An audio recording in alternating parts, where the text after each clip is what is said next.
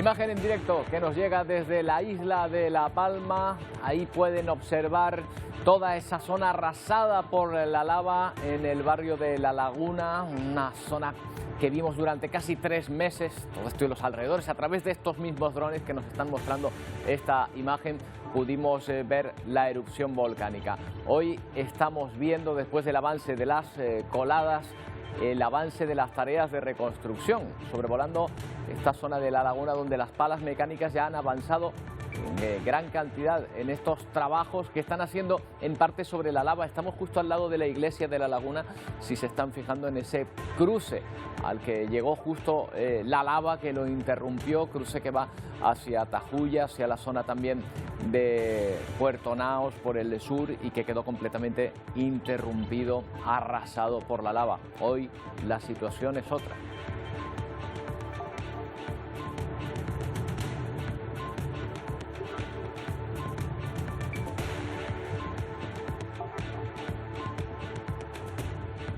Ahí se veía justo el cruce al lado de la iglesia.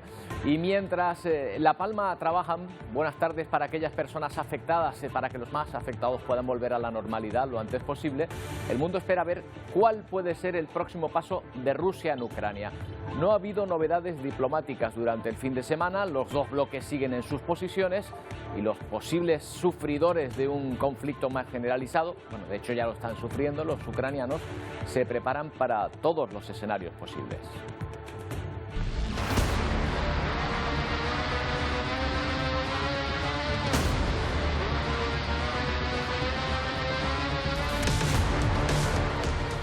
Sobre todo las personas que viven en torno a la frontera con Rusia asisten a una tensa espera. Hemos visto a jóvenes que se preparan en las escuelas ante un posible ataque, a militares ucranianos haciendo maniobras y también a veteranos que se incorporan a sus filas.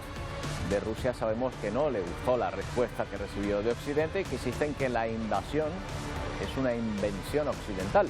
Francia y Alemania, de manera conjunta, tratan de abrir una nueva vía diplomática que evite otro conflicto en Europa.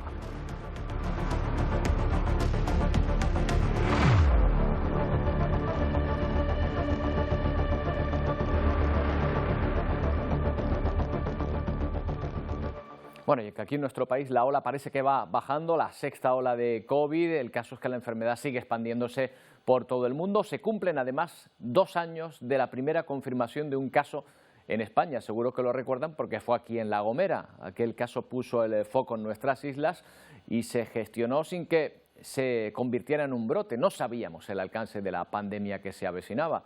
2 años después, Canarias termina un enero con cifras récord de fallecidos y de personas infectadas.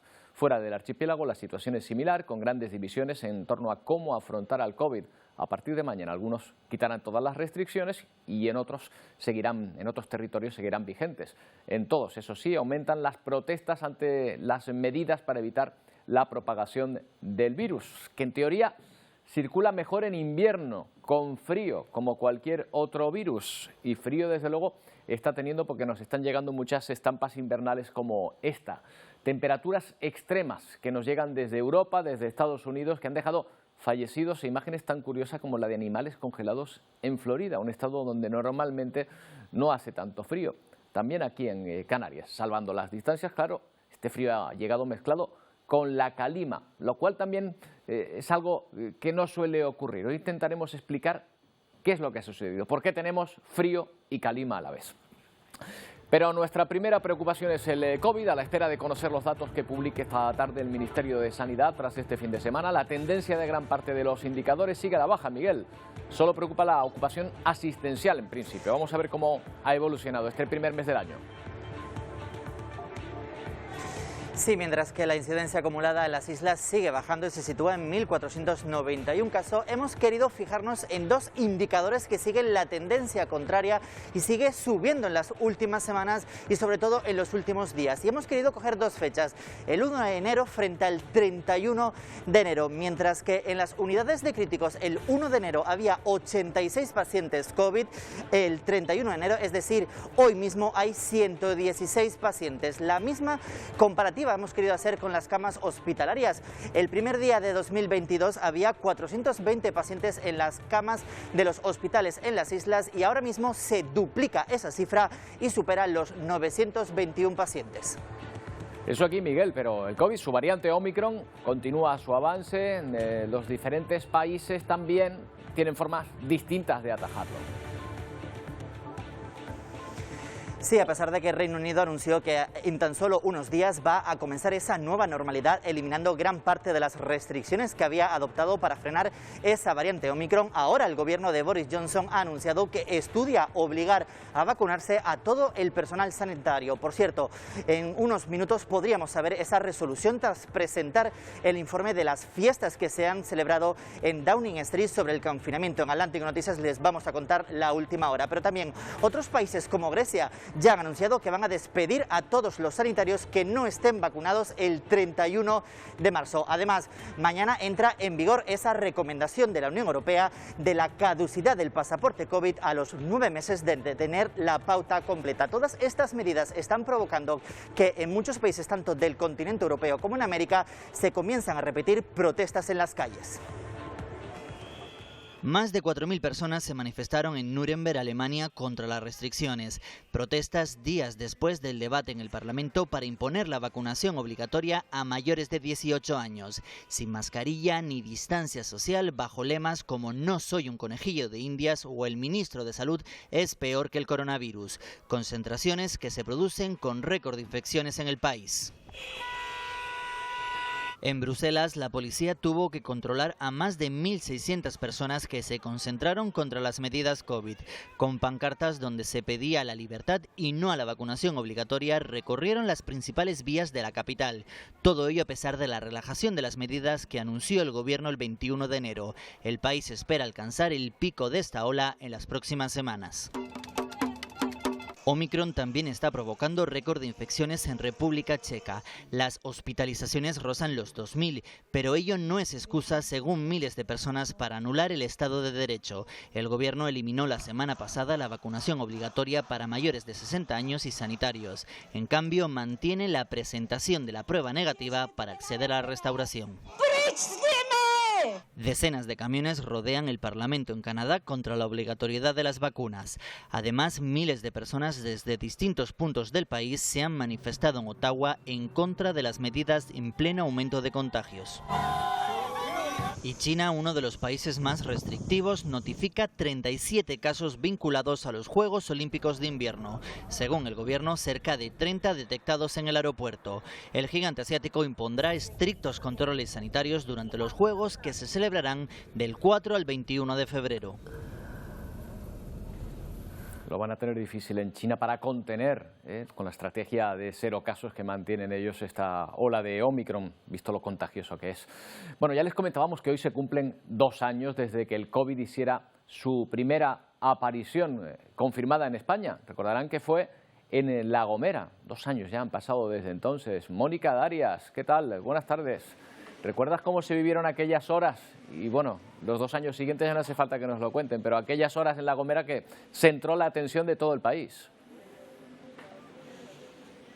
Buenas tardes, Roberto. Así es, centró la atención de todo el país en esas horas y también en esos días que tardó esa prueba en llegar desde Madrid para saber si realmente ese caso era de COVID o no.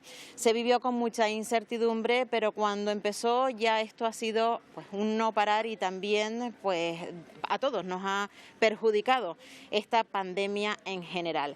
Hoy se cumplen esos 2 años, ese segundo aniversario de esa aparición del primer caso COVID de España. Y nosotros, pues en La Gomera, estamos en la fase 3 y se celebra así de esa manera y se recuerda así de esa manera. Estamos con nosotros, tenemos a Mónica Romero, que es hostelera. Sí es cierto que una de las medidas que más afectan de esa fase 3 aquí en La Gomera es a la hostelería. Mónica, muy buenos días. Antes de nada, ¿cómo has vivido todo ese trayecto de estos 2 años de fases, de impedimentos? Bueno, fueron muy duros porque yo también recién había comenzado a trabajar, a abrir el negocio y entonces me pasó que tuve 2 meses cerrado, tenía 4 empleados, los tuve que mandar alerte, después los sacamos, no, se le habían vencido los contratos y no podíamos dejar los contratos, ellos tenían que seguir hasta que el gobierno nos dijera. Y bueno, llevándolo así como podemos, cuidándonos mucho, porque no solamente nos tenemos que cuidar nosotros, sino también al cliente. Estamos todo el tiempo limpiando, todo el tiempo con los geles y lo demás, que es el fregar todo lo que tenemos a nuestro alcance. Pero bueno, lo más que nos toca es los impuestos, que por ejemplo hoy, 2 años, hoy mismo se paga el impuesto a las ganancias. Entonces, hace días ya que esto está así, y entonces es mucho dinero que ellos se creen que somos los que más ganamos y al final somos los que más nos perjudicamos, porque es la realidad, ¿no? Cuando vas al supermercado, ahí no te tienes que presentar nada, entras y ya está. Bueno. Unas restricciones que volvemos otra vez, pues un poco como a ese movimiento cíclico, esa limitación de aforo dentro, evitar también determinados elementos. Sí, ya habíamos puesto las servilletas, entonces ahora no nos dejan, aunque hay gente que a lo mejor no nos dejan ni poner servilleta, ni los detalles, que a veces uno pone un detallito. Yo lo entiendo, porque la verdad que si la persona se saca la mascarilla, toca, habla, escupe, lógico que no, pero no somos nosotros, sino a veces la gente que no entiende tantas restricciones, igual que cuando tienen que fumar, que nosotros le decimos que tienen que fumar y a veces se levantan y se van, porque ellos quieren fumar sentados y por estar aquí se cobra, o sea, nos cobran a nosotros. Normalmente las personas están bastante concienciadas con esto de las medidas o hay que llamar a la atención del cliente cuando entra, recordarle que se ponga el gel. No, eso no, todo el mundo se pone gel, todo con la mascarilla. Claro que hay gente que a lo mejor viene distraída de la calle, viene sin la mascarilla. Como es el caso de ahora. Sí. Entonces hay que estar así, ¿no? Diciéndole la mascarilla. Por ejemplo, también ahora hay que pedir el pasaporte. Y entonces yo les pregunto, ¿tienen el pasaporte? Ellos enseguida te sacan el móvil, te muestran el pasaporte y bueno, es lo que... Tampoco uno no puede estar ahí, no sé, la pobre gente. Pues muchísimas gracias, Mónica, por habernos atendido, de verdad, muchísima suerte. Y nosotros pues nos despedimos viendo pues que las personas pues cada vez están más concienciadas y también a la hora de llamar esa atención a la gente pues cada vez es menos necesario. Sí, pero vamos, hasta en directo, ¿eh? La mascarilla, Mónica ha venido, vamos, ni que le hubiésemos preparado a la señora para que entrase sin ella. Claro. No, ya. El interior, pero viene bien porque la señora lo estaba contando y es lo que ocurre a veces, ¿no? Que los propios camareros, los dueños de los establecimientos tienen que hacer un poco también de, bueno, pues no sé, de controladores de esta situación. Gracias, Mónica. 2 años han pasado, mi madre, qué rápido pasa el tiempo. Bueno, en La Gomera, lo recordamos, 2 años de aquel caso. Por cierto, estábamos a punto de hablar, tenemos pendiente el compromiso de hablar con el director del Servicio Canario de Salud, con Conrado Domínguez, de la situación en Canarias. Esperemos poder conectar con él a lo largo del programa. Por ahora está comunicando, pero bueno, estaremos atentos para traerles esa conexión que ya teníamos a palabra. Y miramos de nuevo hasta a la isla de La Palma gracias a este dron que hace unos meses sobrevolaba las coladas incandescentes y ahora lo que sobrevuela, por suerte y para alegría de todos, es el avance de las obras que se están llevando a cabo, pues por ejemplo en esta zona del barrio de La Laguna.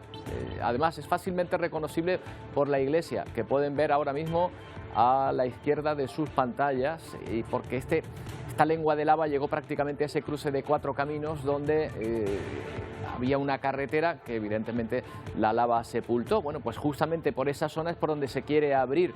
No sabemos si seguirá todo el trazado original, pero desde luego una de las vías, es uno de los puntos más importantes porque es un cruce de caminos, tal y como indica el nombre al que se refiere, que todo el mundo conoce, y de esta manera pues se espera poder abrirlo de nuevo al tráfico y comunicar esta zona, este barrio de Los Llanos, pues con la zona sur de la isla, sobre todo con la zona de Puerto Naos, toda la zona de río que hace falta, y también pues para continuar hacia Tazacorte. Ya vemos esas imágenes que se están llevando, esos trabajos que se están llevando a cabo. Aproximadamente un 30% de la obra creen que han podido ir desarrollándose ya, pero vemos que no se están parando.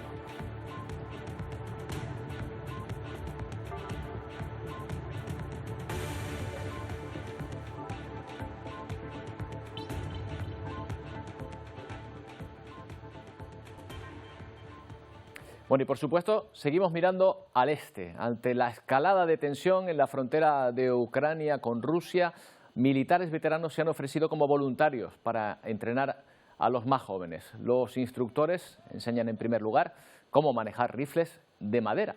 Cuando ya tienen los conocimientos básicos de manejo, se les proporciona un arma real.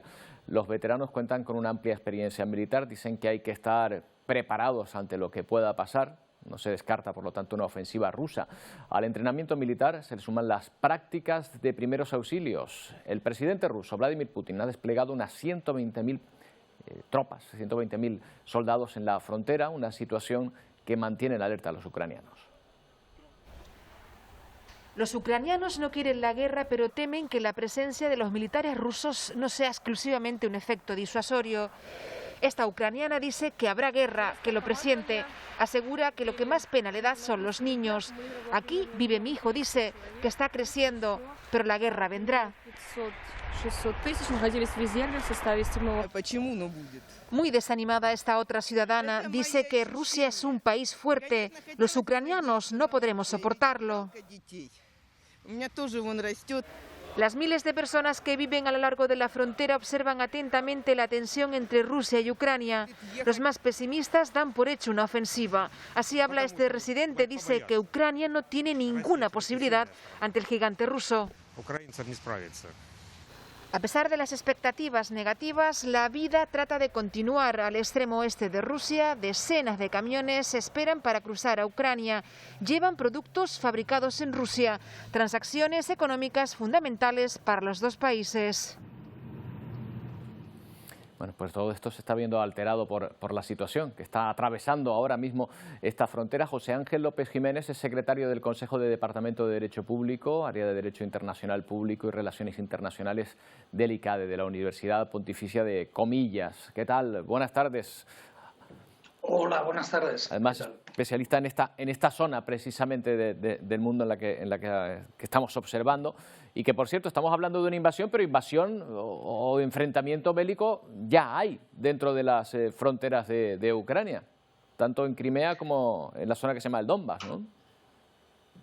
Bueno, de hecho, estamos ante lo que técnicamente se llama un conflicto congelado desde el año 2014, es decir, un conflicto en el que no hay una resolución política o diplomática definitiva y en el que de vez en cuando pues, hay rebrotes de tipo militar. Lo que ocurre es que en esta ocasión pues, estamos ante una posibilidad de especial intensidad de conflicto militar abierto y mucho más extenso de lo que se había desplegado hasta ahora localizado en los distritos orientales. Claro, ahora se habla mucho de guerras híbridas, José Ángel, porque esto de declarar la guerra, esto ya es una cosa que ha quedado como muy antigua, ¿no?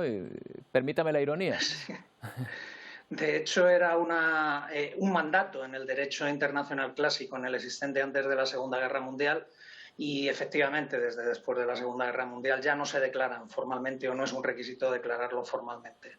En cualquier caso, efectivamente estamos ante uno de los muchos conflictos híbridos que Rusia está desplegando en todo el antiguo espacio soviético, es decir, es toda una reconfiguración geopolítica que está afectando pues, a las fronteras directas de Rusia con lo que antes eran repúblicas que pertenecían a la Unión Soviética, precisamente. Ahora estamos conmemorando la disolución, los 30 años de la disolución de la Unión Soviética. La hibridez de los conflictos se caracteriza porque utilizan técnicas que no son estrictamente militares, sino desinformación, ataques en estructuras de ciberseguridad, como los que hemos visto o a los que hemos asistido hace poco más de una semana en Ucrania, guerras de desinformación, cortes de suministro de gas, es decir, todo un conjunto de herramientas digamos, complementarias a lo que es la actividad estrictamente militar. ¿Por qué a Rusia le puede interesar una desestabilización de Europa, sobre todo cuanto más cerca estén de ellos? Bueno, de hecho yo no estoy tanto en la idea de que quiera desestabilizar a Europa como de que esté buscando pues, algo que desde el punto de vista de la legitimidad podrá ser discutible, como el asegurar sus fronteras y el tratar de conseguir certezas en cuanto a la expansión de la OTAN, que por cierto era un compromiso ya en el momento de la disolución de la Unión Soviética, que no se iba a extender la organización hasta alcanzar las fronteras rusas y que luego fue De hecho, es reivindicado de nuevo en el Consejo OTAN-Rusia desde el año 1999.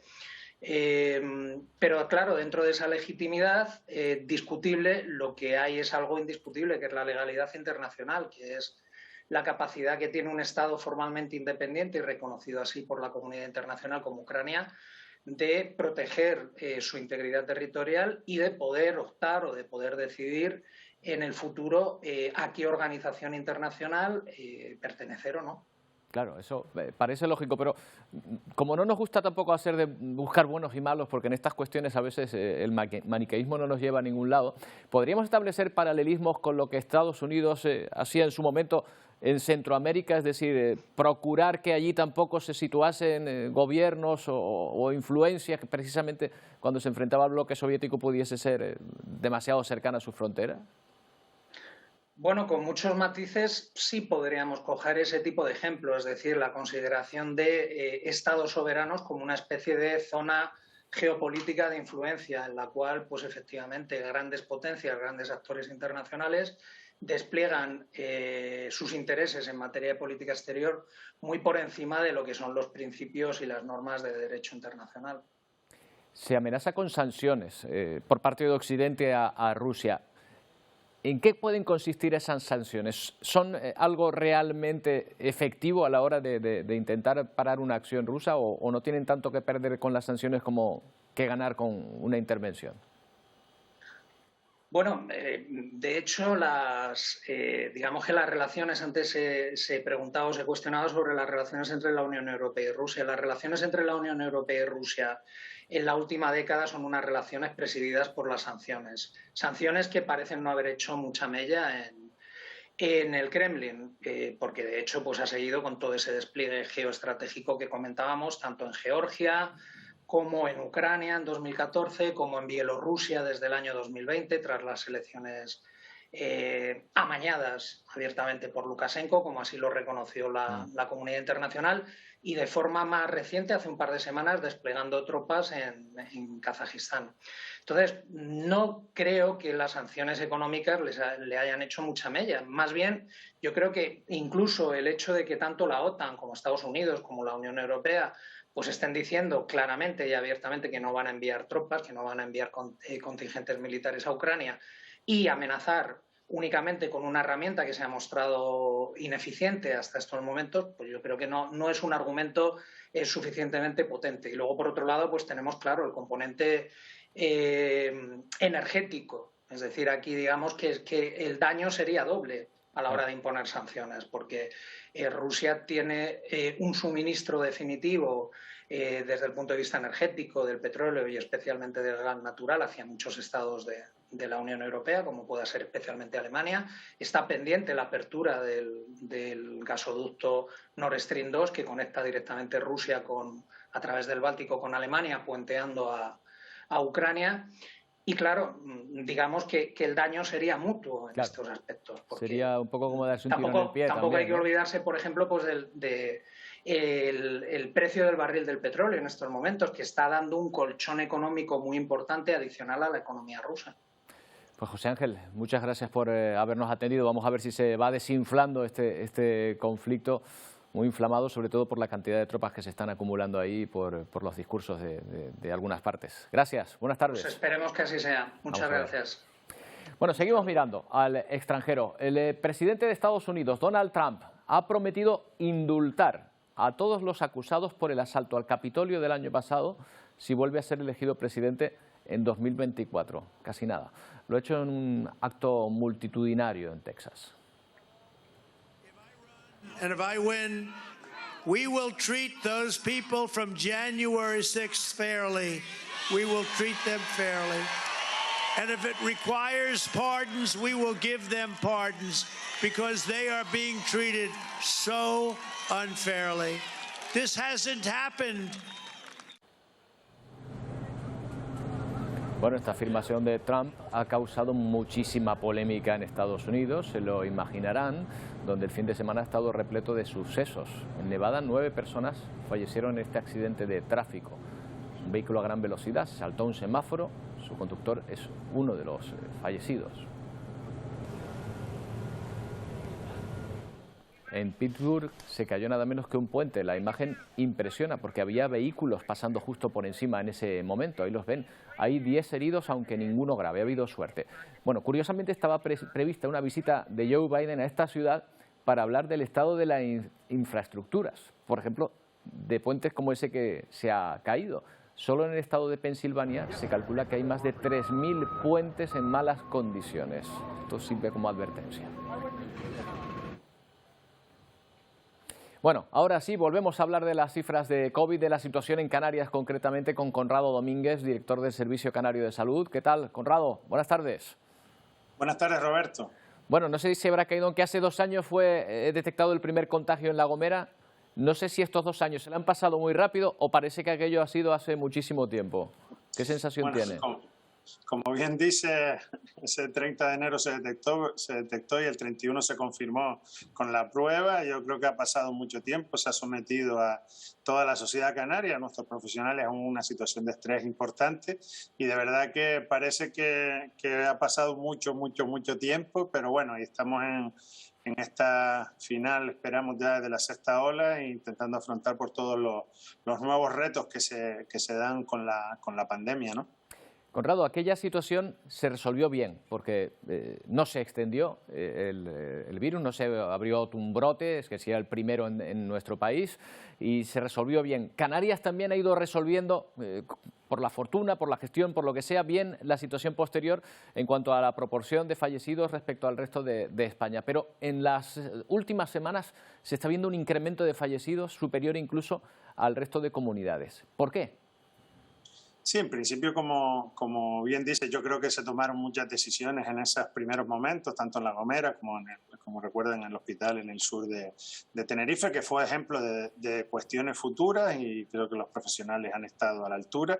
Y ahora estamos en una situación en esta 6ª ola, donde si comparáramos las 5 anteriores con esta 6ª, se han diagnosticado en esta 6ª un 45,8% más de casos que en las 5 olas anteriores juntas. Eso habla de unos niveles de incidencia muy alta y lógicamente el número de casos conlleva un número mayor de hospitalizados, un número mayor de cuidados críticos y también un número mayor de fallecimientos, aunque si miras porcentualmente, tanto las hospitalizaciones que se han reducido en el porcentaje en un 47%, las UCI en casi un 82% y en el caso de la muerte un 67%. Pero lógicamente son cifras altas en cuanto al número de muertos y nosotros estamos en el ámbito del Consejo Interterritorial, igual que se han cambiado protocolos para la detección precoz en este caso del SARS-CoV-2, también estamos pidiendo que se revise de alguna manera lo que es el protocolo de cómo debemos hacer la estadística de los fallecidos por o con COVID, ¿no? Que es un debate que existe en todo el ámbito nacional y que nosotros en el Sistema Nacional de Salud, en el Consejo Interterritorial, hemos pedido que sea homogéneo porque a la vista de las cifras que se van publicando, desde luego hay cuestiones que parecen que no responden a que todos estemos usando los mismos criterios, ¿no? O sea que hay comunidades que cuentan o que ponen en su estadística personas a lo mejor que han fallecido con COVID, pero no por causa directa de esa enfermedad, y nosotros sí lo hacemos. Bueno, nosotros lo que estamos haciendo es desde el principio de la pandemia, cumpliendo todos los protocolos. Nosotros no hemos cambiado ninguna fórmula, en este caso de las estadísticas relacionadas con las defunciones, y es verdad que a la vista de nuestros datos, a la vista de los datos de número de casos de otras comunidades autónomas, incluso de los porcentajes durante las 5 olas anteriores, pues hay cosas que no terminan de parecer entrar en la lógica, y lo único que estamos pidiendo es que los datos y la forma de compararnos, si nos queremos comparar, es que todos utilicemos la misma regla. Nosotros vamos a seguir haciendo lo que hemos hecho hasta ahora y en cualquier caso intentar tomar todas las medidas posibles desde estadios tempranos para evitar que se produzcan fallecidos y por eso somos de las primeras comunidades autónomas que ya tenemos acuerdos firmados para la incorporación de esa tercera batería de medidas que son los anticuerpos monoclonales, que en este caso con la firma con 2 anticuerpos para prevenir, incluso en estadios anteriores, la posibilidad de que esas personas, por sus riesgos, puedan terminar en una cama de hospitalización, en cuidados críticos y, por supuesto, pues falleciendo. Yo creo que vamos en la búsqueda de que las muertes tiendan a cero con el uso de las vacunas, que han sido fundamentales, con el uso de los antivirales y ahora con los anticuerpos monoclonales. Pero ¿no? También esas pastillas, efectivamente, el otro día decíamos que ya se pueden dispensar, pero todavía no han llegado a las islas. ¿Cuándo espera que estén las primeras unidades aquí en Canarias? Pues casi te diría que me alegro que me hagas esa pregunta, porque nos acaban de comunicar, en este caso uno de los anticuerpos llega ya mañana, el Ronapreve, que está determinado para todas las variantes del SARS-CoV-2 para personas que tienen cierto riesgo de hospitalización, y bueno, empezaremos por la disposición de esa. También tenemos el Sotrovimab que se irá incorporando durante el mes de febrero, y a la espera que el Papolix de Pfizer, el Ministerio lo ha comprado, a que haga el reparto y que podamos disponer de las 3 variedades, en este caso de anticuerpos monoclonales, que nos van a ayudar a afrontar también y a impedir, ¿no?, que la enfermedad se desarrolle de manera efectiva en personas que tienen ciertos riesgos, ¿no? Bueno, qué bueno, porque eso van a ser 3 armas en nuestro arsenal, van a ser importantísimas en la lucha del COVID. Bueno, tengo muchísimas cuestiones que plantearle, Conrado, pero muy poco tiempo, así que me voy a centrar en la de más actualidad para terminar. ¿Qué está pasando en el Hospital Insular con esa especie de rebelión de los cirujanos que no quieren hacer urgencias o que no quieren dejar de hacer operaciones para pasar a cubrir urgencias? No, vamos a ver, estamos en una situación de presión asistencial por el número de casos de esta sexta ola en todos los centros hospitaleros de Canarias. En el caso del Insular, además, se une un problema de infraestructuras importante en el servicio de urgencias, que es importantísimo poder de alguna manera atender de manera efectiva y poder entrenar a los pacientes. En diferentes olas anteriores se ha pedido la colaboración de los servicios quirúrgicos y también de los servicios médicos para que participen y ayuden, sobre todo en plantas COVID y también en urgencias. Ha pasado en olas anteriores. En cualquier caso, estamos hablando de que son personal que va a reforzar por decirlo de alguna manera, la dotación que existe en los servicios de urgencias, que nunca es sustituir a los médicos de urgencias, que desde luego hacen una labor impresionante y que también nosotros de Canarias siempre hemos apostado porque esa especialidad exista dentro del catálogo de especialidades del Sistema Nacional de Salud. Y en este caso concreto, y ante la situación que teníamos, pues ha pedido la colaboración de los servicios quirúrgicos, toda vez que no podemos utilizar todos los quirófanos por no disponer de camas críticas o de camas de hospitalización. Conrado, un poco lo que ellos dicen, discúlpame, lo que ellos dicen es que, claro, si se van a urgencias no pueden llevar a cabo las operaciones, se tendrían que interrumpir las operaciones. No es exactamente eso, es justo casi, no te voy a decir lo contrario, porque yo creo que esto no es una cuestión sino justo al contrario, de si necesitamos poder liberar o actuar de manera más efectiva en el servicio de urgencia, y ante no poder usar los quirófanos por no disponer de camas críticas o por no poder disponer quirófanos fuera del ámbito del hospital, por lo que si solicitas colaboración para cubrir un día a la semana, pues un refuerzo en el servicio de urgencia, además en un módulo específico de patología ambulatoria, es decir, de patología que ya ha sido visto anteriormente y que no tiene una complicación grave. Y desde luego, en cualquier caso, ante ese tipo de declaraciones, nosotros vamos a también hablar con los facultativos implicados de los servicios quirúrgicos. He tenido ya reuniones con algunos jefes de servicios quirúrgicos para también ver y tantear un poco su situación, y en cualquier caso, pues a la vista de todo eso actuaremos en una medida que además no se hace únicamente en ese hospital, que se hace en muchos hospitales del Sistema Nacional de Salud, y que además tiene un límite temporal muy corto, que esperemos que al final de semana no haga falta seguir activándolo, ¿no? Veremos qué es lo que ocurre con esta situación en el Hospital Insular, y me quedo con esa buena noticia de que mañana llega el primer antiviral a Canarias, que ya se va a poder directamente ya pues dispensar a quien lo necesite. Muchas gracias, Conrado. Buenas tardes. Muchas gracias a ustedes, Roberto. Buenas tardes. Bueno, pues ahí está la situación. 3 antivirales más que llegan a Canarias a lo largo de las próximas semanas, de los próximos días. El primero de ellos mañana mismo, lo acaban de escuchar. Más cosas dentro de un momento, no tardamos en volver.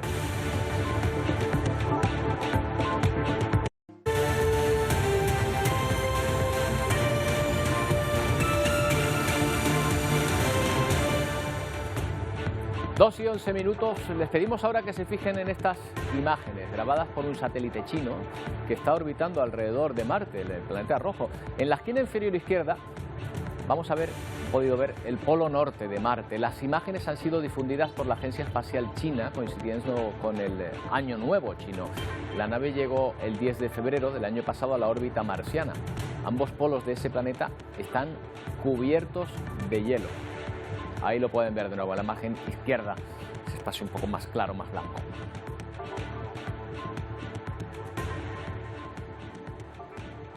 Bueno, estamos asistiendo a una serie de avances científicos increíbles en los últimos días. Por ejemplo, hace muy poco les hablábamos de un paso más en el avance de la observación espacial a través del telescopio James Webb. El astrofísico español Pablo Arrabal forma parte de ese proyecto que ya se encuentra en su órbita de observación a bastante distancia de aquí.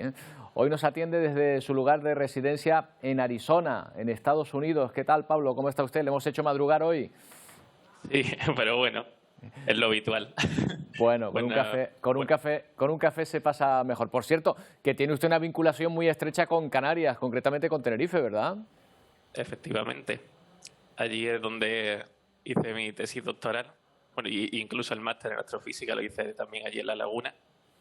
Así que sí, bueno, y ahora he vivido durante casi 7 años allí en La Laguna. Qué bueno, seguro que le echa de menos. Por el frío no, porque en Arizona yo creo que tendrá otro clima, pero por muchísimas cosas seguro que sí.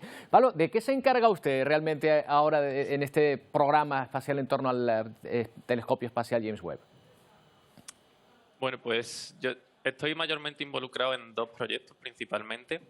Uno de ellos es el proyecto CIRS, que se llama, que es Cosmic Evolution Early Release Science, que es un proyecto como un cartografiado del universo profundo, de los primeros que se van a hacer, y como una prueba de cómo van a ser sucesivos cartografiados del universo profundo en futuras observaciones con este telescopio, ¿no? O sea, mirar donde nadie ha mirado, sí. ¿no? Ese en concreto, ese proyecto. Sí. Bueno, un poco siempre uno intenta mirar donde nadie ha mirado antes, ¿no? Por hacer cosas nuevas. Pero el caso es que dentro del marco de este proyecto nosotros hemos trabajado mucho con simulaciones de cómo esperamos ver galaxias muy lejanas, que es mi campo de especialidad, con diferentes instrumentos del James Webb, con 3 de los 4 instrumentos que van a bordo del James Webb. Y en ese marco yo he estado trabajando mucho con el instrumento NIRSPEC, que es un instrumento que hace espectroscopía, que así a grandes rasgos es como ver cómo se distribuye la energía que emite un objeto, ¿no? Y a partir de ahí nosotros somos capaces de derivar propiedades físicas de ese objeto, ¿no? Como qué elementos químicos hay, cómo es la formación estelar en esas galaxias, etcétera. ¿Por qué se dice, Pablo, por qué se dice que gracias a este telescopio vamos a poder averiguar mucho más sobre el origen del espacio, el origen del universo?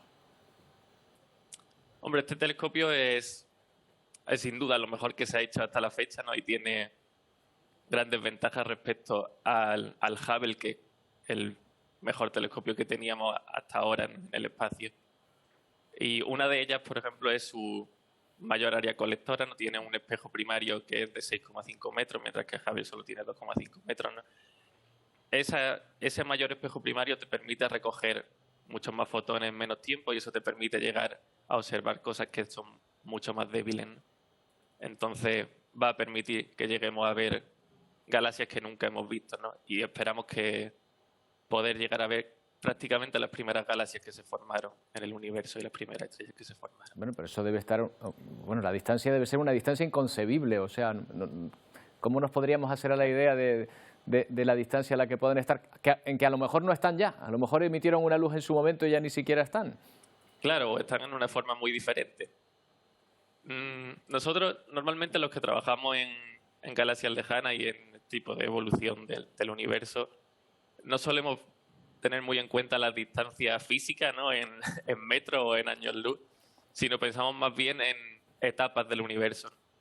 Claro. Entonces, por hacernos una idea, el universo tiene 13.800 millones de años y nosotros creemos que las primeras galaxias que se formaron cuando el universo tenía solo unos pocos cientos millones de años.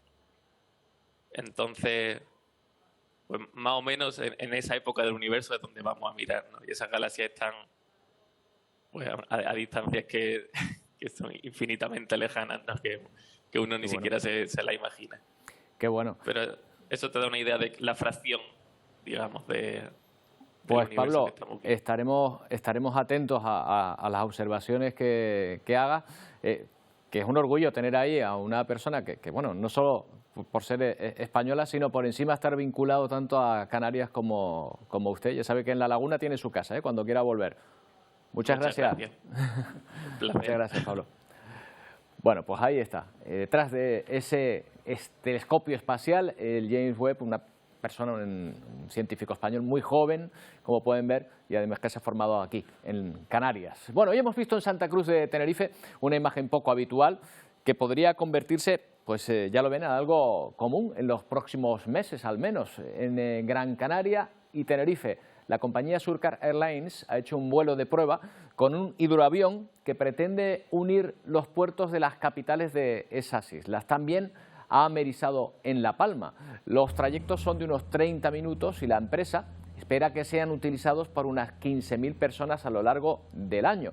Antes veíamos fotos, aquí vemos el amerizaje en Tenerife, grabado por una cámara colocada precisamente en el aparato. Este es el trayecto que va a hacer este hidroavión, concretamente cuando americe en Tenerife. ¿Cuál es la ventaja? Pues que amerizan los puertos capitalinos. Saben ustedes que en el aeropuerto o en los servicios que prestan a veces también otras compañías, pues no es posible a veces llegar exactamente al centro de las capitales, bueno, de las capitales canarias. Bueno, pues en este caso se puede hacer. Se espera que estos vuelos estén listos para los usuarios a partir de otoño. Y aquí ya ven cómo toma tierra, mejor dicho, cómo toma mar, cómo ameriza, y bueno, donde va a estar un poco, donde se prevé que esté su estación de destino, que estaría ahí en la antigua estación del Jetfall.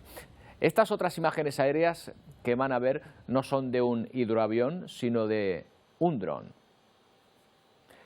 Estamos en la isla de La Palma, de nuevo. Ese dron que antes nos mostraba coladas incandescentes, ahora lo que nos muestra son obras que se están llevando a cabo, concretamente en el barrio de La Laguna. Y miren qué avanzadas están en esa especie de rotonda que se ha formado sobre la lava, horadando la misma lava que estaba incandescente hace unas semanas y que ahora, aunque en algunas zonas vimos el otro día que había la suficiente temperatura como para cocinar unos filetes de carne, pues se sigue trabajando sobre ellos.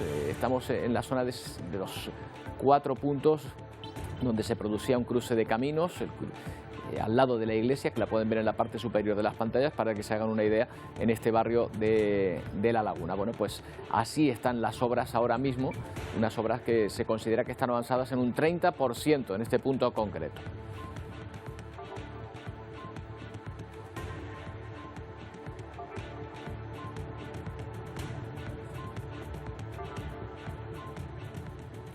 Bueno, y en Portugal ha ganado las elecciones el Partido Socialista, además por mayoría absoluta. António Costa ha alcanzado la mayoría en las legislativas de este domingo, habría logrado unos 17 escaños de los 230, 9 más que en las pasadas elecciones.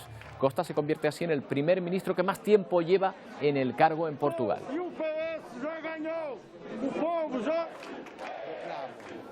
Electo presidente de la República Sergio Mattarella, que ha obtenuto pues le ha vuelto a tocar a Mattarella ser presidente de Italia, que ha tenido que renovar en su cargo como presidente del país, y eso a pesar de sus deseos de jubilarse. Tiene ya 80 años, pero va a tener que continuar en el cargo porque ninguna de las alternativas fue apoyada lo suficiente. Lo hacía tras un consenso entre los partidos de la Cámara italiana, que la semana pasada votaron 8 veces, sin poder elegir a nadie. Durante toda la semana se especuló con que la solución podía ser precisamente esto, que Mattarella siga en el cargo. Comunico. Y tras el segundo derrame observado en la costa de Perú, Repsol admite que la cantidad de barriles vertidos no es de 6.000, sino más bien de 10.000, y que la cifra podría ser mayor. Lo comunica la empresa española después de conocerse que 4 de sus miembros están siendo investigados por este vertido. Por el riesgo de fuga, estos ejecutivos no van a poder salir del país durante 1 año y medio. Medida coercitiva procesal de impedimento de salida del país por el plazo de 18 meses. 4 funcionarios de Repsol que están siendo investigados por el derrame durante la descarga de un petrolero en la costa de Perú no podrán salir del país durante 18 meses. Registran varias salidas al exterior del país durante los últimos 5 años, 2018 al 2022, evidenciaría de alguna manera un potencial peligro de fuga. A la empresa se le acusa de un delito ambiental. De hecho, Repsol admite que la cantidad de petróleo derramado en el mar supera no los 6, sino los 10.000 barriles. Hasta ahora habría recuperado el 35% con las labores de limpieza en al menos 21 playas afectadas. Hasta ahora el buque italiano permanece inmovilizado bajo una fianza de unos 35 millones de euros, pero si hablamos de sanciones, la empresa española podría enfrentarse a multas que rozan los 60 millones de dólares. El vertido incontrolado se registraba el pasado 15 de enero, pero las causas aún no están claras. Ocurría en el momento en que el tsunami provocado por la erupción en Tonga llegaba al litoral peruano, aunque el país no había emitido hasta entonces ninguna alerta. Supuestamente la subida del nivel del mar hizo que se rompiera un amarre del barco, aunque aún se desconocen 2 datos: dónde se produjo exactamente la fuga y por cuánto tiempo se virtió crudo al océano. Bueno, y otro desastre medioambiental, la rotura de este oleoducto en Ecuador que ha provocado el derrame de miles de litros de combustible en un río. No se conocen las causas de la rotura, todavía hay una investigación abierta, pero se ve claramente el desastre que ha provocado.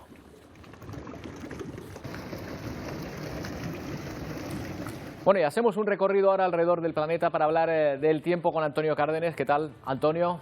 ¿Dónde empezamos? Roberto. Vamos a empezar en Florida. Vamos a encontrar además en el jardín de una familia que se levantó por la mañana el domingo y se encontró con unas cuantas iguanas en su jardín, petrificadas, congeladas realmente. Las iguanas, ahí las estamos viendo, no están muertas. Esta es la noticia que tenemos que dar. No están muertas porque las iguanas, por lo visto, tienen sangre fría.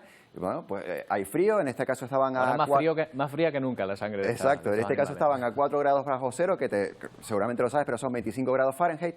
Bien, y se las encontraron en esa posición, bien, las pusieron al sol y por lo visto las iguanas volvieron en sí.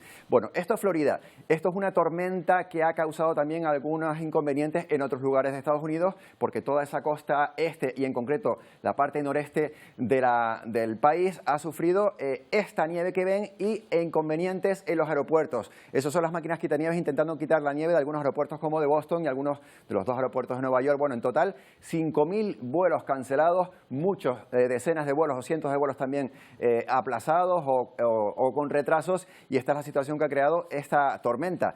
Fíjate las colas en los aeropuertos y vamos ya a una imagen icónica como es Nueva York con nieve. Vamos a pasar por, ahí lo estamos viendo, las avenidas, por Times Square también lleno de nieve, incidentes también en esta ciudad y en otros puntos de la costa este de Estados Unidos. Y también vamos a ver una imagen muy llamativa que es el puente de Brooklyn congelado. Lo estamos viendo.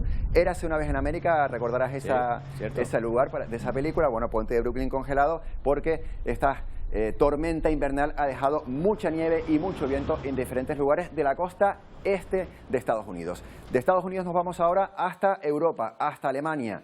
Una persona ha fallecido, Roberto, porque le cayó una valla publicitaria encima en Berlín, y esto también son imágenes de Frankfurt, donde se produjeron diferentes inundaciones, de Frankfurt no, de Hamburgo, con inundaciones en uno de los puertos más importantes de Europa. La tormenta, esta ola de frío que ha azotado a Europa, ha dejado incidentes en diferentes países, en concreto lo que estamos viendo es Alemania. Y nos vamos ahora hasta Brasil, donde también las lluvias torrenciales han dejado imágenes como esta, corrimiento de tierra, desbordes de ríos, bueno, 20 personas que han fallecido, Roberto, y también 20 personas fallecidas y unas 500 personas han quedado sin casas en estos barrios humildes, por ejemplo, de estados como Sao Paulo. Impresionantes estas imágenes. La verdad es que sí, qué desastre, esos corrimientos de tierra que tanto daño provocan en esta zona. Bueno, nos centramos ahora en Canarias. Antonio, estamos conviviendo el frío y la calima. Cosa un poco rara, pero parece que van a subir un poco las temperaturas, ¿no? Sí, de hecho, es raro, o nos resulta raro lo de la calima con el frío, pero en realidad, por lo que tenemos entendido, es algo normal. Lo ha confirmado Vicky Palma hoy mismo esta mañana, que es algo normal. Hay más calima incluso en invierno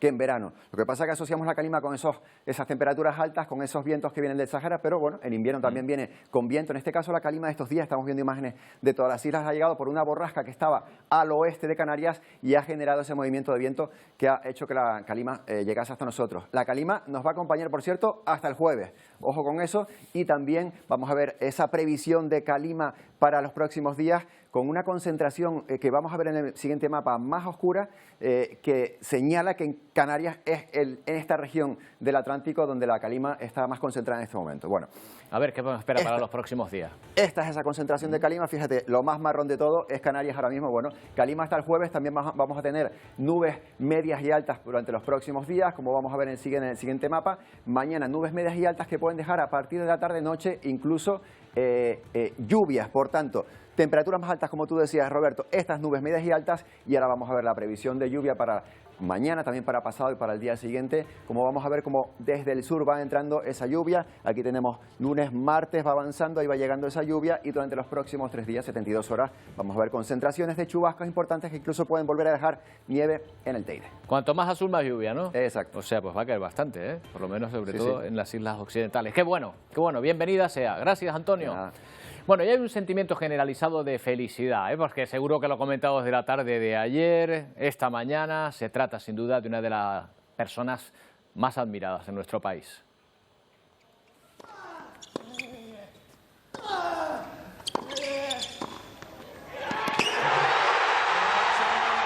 Bueno, en nuestro país y en el mundo entero.